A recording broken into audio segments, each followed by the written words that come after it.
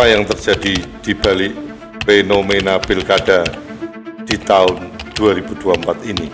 Ya, fenomena ini kan sebenarnya memang sudah berurutan terjadi ya, ketika kita melihat dulu di Depok, lalu kemudian Bekasi, lalu kemudian DKI, dan menjadi meledak ketika ada sebuah keputusan yang sifatnya kontroversial dari MA. Ya, buat saya kenapa sangat kontroversial, nggak masuk di akal sehat saya sampai sekarang. Orang dianggap menjadi calon hanya dibatasi pada saat pelantikan terpilih. Padahal jelas dalam semua PKPU yang ada menjelaskan mengenai persyaratan calon dalam pilkada, mau PKPU 13 2010, PKPU 3 2017, dan PKPU 9 2020 yang digugat kemarin, itu jelas masuk dalam syarat pencalonan. Tiba-tiba masuk terminologi saat penetapan terpilih. Buat saya itu artinya bukan syarat pencalonan, tapi syarat pemenang. Nah, keputusan kontroversial ini kan kemudian dikaitkan dengan Kaisang. Apakah itu mengada-ngada? Tidak juga. Karena kebetulan perubahan aturan, kalau memang PKPU nanti akan menyesuaikan keputusan MA, itu hanya menguntungkan orang yang lahir katakanlah setelah 22 September 94 sampai akhir Desember 94, katakanlah seperti itu. Mas Kaisang kebetulan lahirnya 25 Desember 94. Itu yang menyebabkan kecurigaan menjadi muncul. Orang mengkaitkan dengan apa yang terjadi pada keputusan MK 90 tahun 2023 terkait yang dikaitkan dengan Mas Gibran. Itu yang menurut saya kemudian menjadi catatan tersendiri ya. Ketika kemudian sebenarnya belum tentu saya meyakini Mas Kaisang ingin maju. Atau belum tentu juga kalau orang menarik Pak Jokowi menginginkan Kaisang maju sehingga katakanlah ada intervensi kekuasaan terhadap keputusan MA.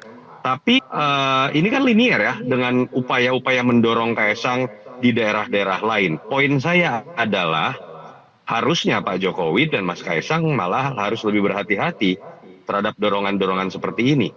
Karena kan dorongan Mas Kaisang maju di banyak daerah itu bisa dilihat dari dua kacamata loh. Di satu sisi adalah sebuah pujian bahwa seakan-akan Mas Kaisang ini anak muda segala bisa, ngerti Surabaya, ngerti Bekasi, ngerti DKI Jakarta, tapi dari sisi kacamata lain bisa juga ini menurut saya sebuah hinaan politik.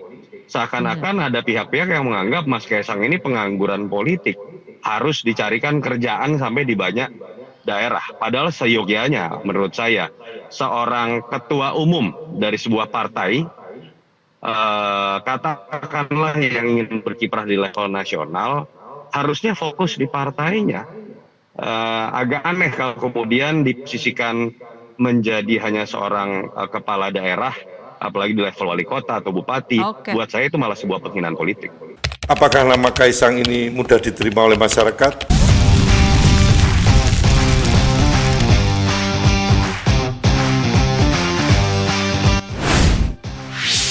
Saya pengen masuk dua halaman seperti yang disebutkan Uki dulu ya. Yang pertama saya sebenarnya terkait dengan keputusan MA, malah saya berharap teman-teman PSI yang biasanya sangat kritis masuk ke dalam wacana ini. Ketika entah itu pro atau kontra, saya kan berharap ya partai anak-anak muda seperti PSI yang sangat kritis di beberapa aturan atau undang-undang yang dirasakan tidak masuk dalam logika akal sehat masuk dalam menjelaskan bagaimana keputusan MA ini harus disikapi sebagai warga negara. Tidak terkait dengan Kaisang deh, katakanlah seperti itu. Karena sampai sekarang akal sehat saya nggak nyambung nih. Simpel aja misalnya Uki ya.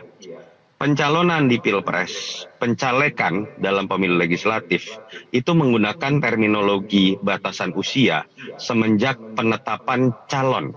Satu-satunya yang kemudian kalau sampai PKPU diubah mengikuti putusan MA, mengikuti terminologi baru semenjak dilantik, itu hanya sekarang. Itu buat saya jadi menarik untuk dibahas, apalagi kalau kemudian diberlakukan sekarang, itu sangat merugikan calon perseorangan yang tahapannya sudah dimulai dan masih menggunakan aturan lama. Itu poin pertama.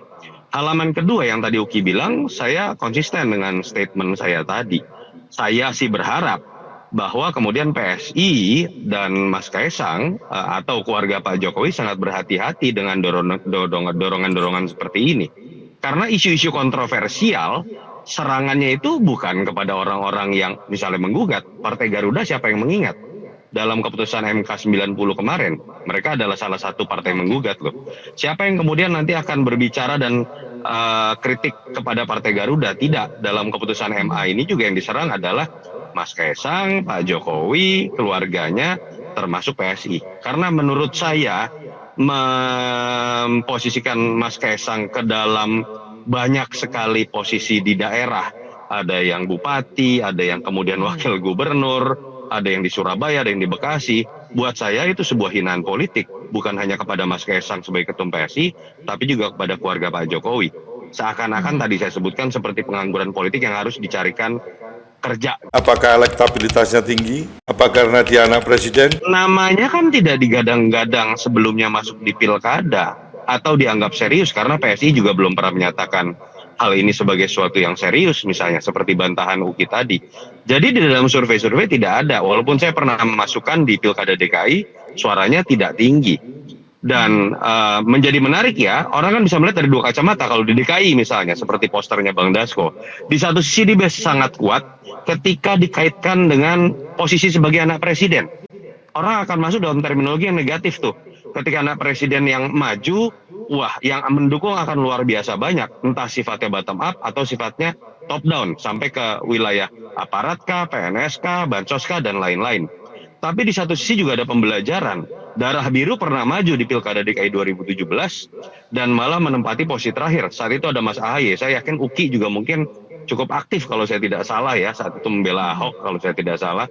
Dan kita bisa lihat nama besar seorang SBY ketika masuk di DKI yang kita anggap harusnya menjadi masyarakat yang cukup rasional. Darah Biru itu bisa malah menjadi liabilities dan bukan menjadi aset.